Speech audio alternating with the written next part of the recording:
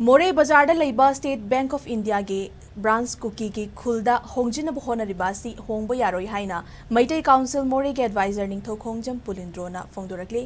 ngasi major खुलदा लेबा Manipur press club के कौब्रू hall दा पांगथोकिबा पाउगी मिफम अमदा महाकना मखा तारादुना हिल ट्राइबल काउंसिल ना मोरे के एसबीआई असि स्टेट फोर्स ना ngakलागा लेबा मरमना कुकी की नुपी अंगांगसिंग सेल थमदोक थमजिन अमदी लौथोक लौसिन तौबदा खुदोंग चादरे मरमसिना एसबीआई मोरे ब्रांच असि कुकी ना ताबा लमदा होंदोकदौबनी हाइरिबा अदु याबा गमलोय बैंक असि मोरेदा खुंदारिबा मैतै तमिल मैतै पांगल अमदी कुकी सिंगा यानादुना मफम चाबा येंगलगा मोरे बाजार असिदा बैंक असि थमकिबनी इरांग असिना मरम ओइरगा मैतै सिंग हौजिक मोरेदा लेदुना बैंक असिगी खुदोंग चाबा फंगद्रबसु हौजिक मोरेदा लेरिबा तै कांगलुप सिंगनदी बैंक असिदगी सेल लौथोक लौसिन अमदी थमदोक थमजिन अदुमक तौरी कुकी सिंगना बैंक असि लुट तौनबो होनरकपदा मखोयना खुदोंग चाबा लौबो यानबगिदमक बैंक असे मखोयगी मफमदा थमनबो होनरकपनी मसिदा एसबीआई अमदी मरी लेनबा सिंगना यावबिगनु हाइखी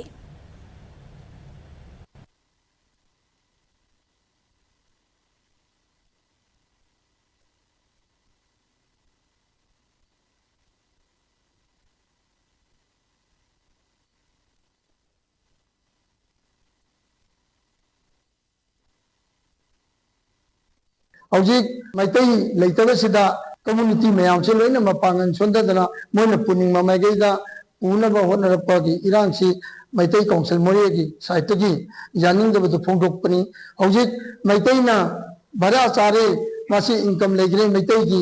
समिलोन से मुथक्के आइबगी वकलोन सु खलपा बैंक हौजिक संदोइसी स्क्वाड किता लुपा कुनी थोइदा संदोचबनी तांग मरी था तरा 2013 दा मफम चायदना मफम से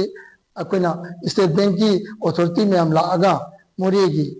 स्टेट बैंक से येंगतखिबनी मफम से हजिक ट्राइबल सिंगना मैतै लेत्रबनी मोइना पुनिंग ममाइगे पुनबा इरांग सागलागा तौब थबकनी हजिक मोरेदा काउंसिल सेंब सिंगी हिल ट्राइबल काउंसिल की हाउकी नतबा मी मतन ओइबे यादी उतु बोरो तो वाको बोरसु हाउकी बमबु पुखोदी तक्ता प्रेसिडेंट ओहेली सिगी चनबी सिनी अखोना मोरेदा स्टेट बैंक से लेरिबा मफमदो दगी होंदोक पिदनबा अखोगी प्रेस मीडिया की थोंदा हाजरी।